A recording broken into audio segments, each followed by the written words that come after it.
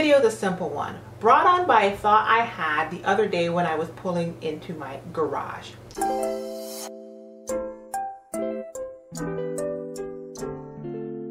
We have a paved path that allows us to drive one of our two vehicles into the additional room on the outside of our house with a remote control door whose sole purpose is to house our cars. Somebody tell them thank you. I just became so aware of the absolute abundance and opulence of the fact that I have two cars, a driveway, and a garage. I mean, it's a separate room outside of my house with a remote control door, with a paved path up to it so I can store my multiple vehicles. I just...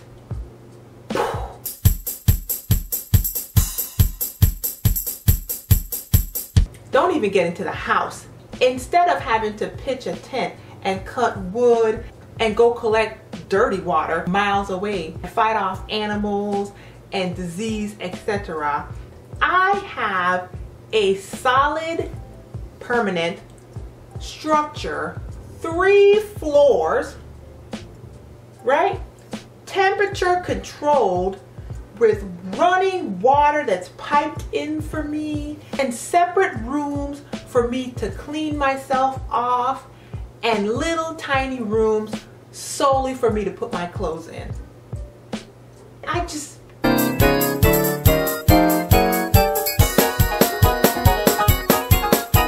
It really is about how you look at things.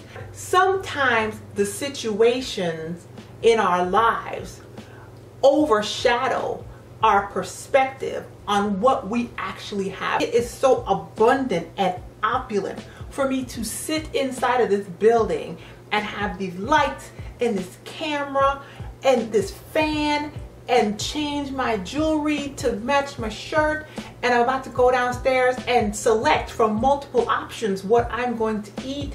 And I went to the store this week. I didn't have to hunt for any food. I didn't have to go pick any of the fruits and berries. I went to the store and somebody has conveniently already gathered up the food for me, or they dang near been done cooked it and all I gotta do is heat it up.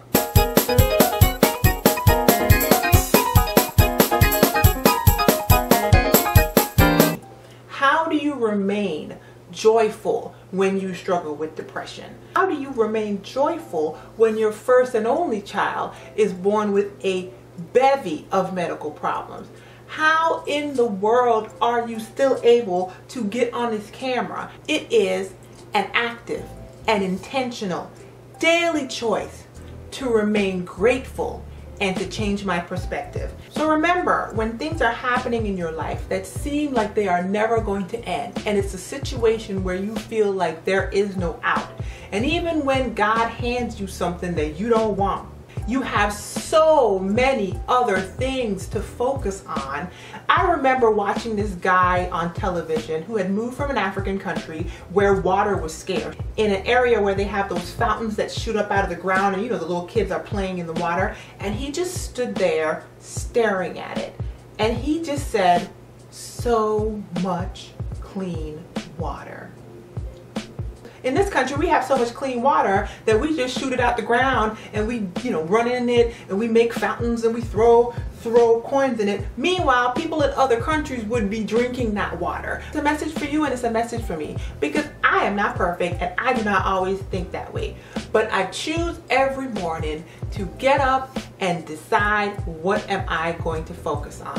And I'm telling you, the day just goes better when I focus on my gratitude and I focus on the places where I am already blessed in abundance.